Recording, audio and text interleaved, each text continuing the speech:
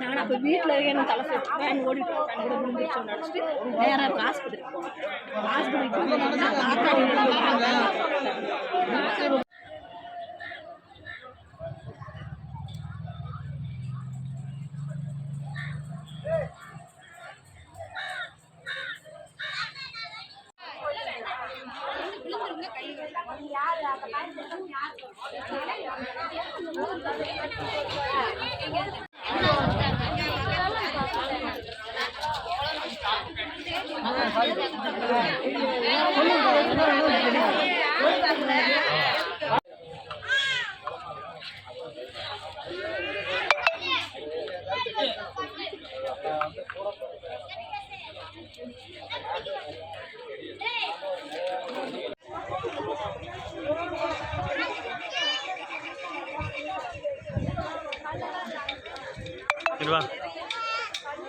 வாடா உள்ள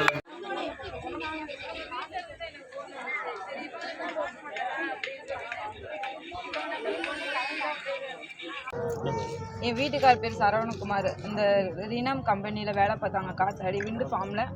காலைல 9 மணிக்கு வேலைக்கு போனார். எதுவும் எங்களுக்குள்ளே எந்த ஒரு பிரச்சனையெல்லாம் கிடையாது, நல்லபடியாக தான் வேலைக்கு போனார். அங்கே போயிட்டு கீழே விழுந்துட்டாங்கன்னு சொல்லி வீட்டுக்கு வந்து ஃபோன் பண்ணி சொல்லியிருக்காங்க. அதுக்கப்புறம் அவரோட ஃபோன் மொபைல் சுவிட்ச் ஆஃபில் தான் இருந்திருக்கு.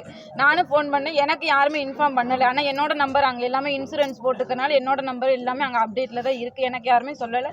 நான் ரிட்டன் ஃபோன் பண்ணாலும் ஃபோன் சுவிட்ச் ஆஃபில் இருந்துச்சு. எங்கள் அன்னைக்கு மட்டும் இன்ஃபார்ம் பண்ணியிருக்காங்க, அவங்க ஃபோன் பண்ணி பேசியிருக்காங்க. அதுக்கப்புறம் அவரோட ஃபோன் சுவிட்ச் ஆஃபில் தான் இருக்குது. இப்போ வரைக்கும் கம்பெனிலேருந்து யாரும் வந்து எதுவும் பார்க்கவும் இல்லை, பேசவும் இல்லை. இறந்துட்டாங்கன்னு மட்டும் ஃபோன் அட்டன் பண்ணி சொன்னாங்க, அவ்வளோதான்.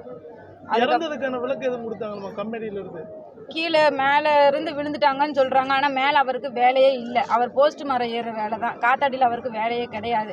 சிஸ்டம் ஒர்க்கும் போஸ்ட் மரம் ஏறுற வேலை தான். இந்த 3 நாளாக கிரீஸ் ஒர்க் பார்க்குறேன்னு சொல்லி தான் போனாங்க. ஆனால் இப்போ காலைல 9 மணிக்கு போனார், இப்போ இறந்துட்டாங்கன்னு சொல்கிறாங்க.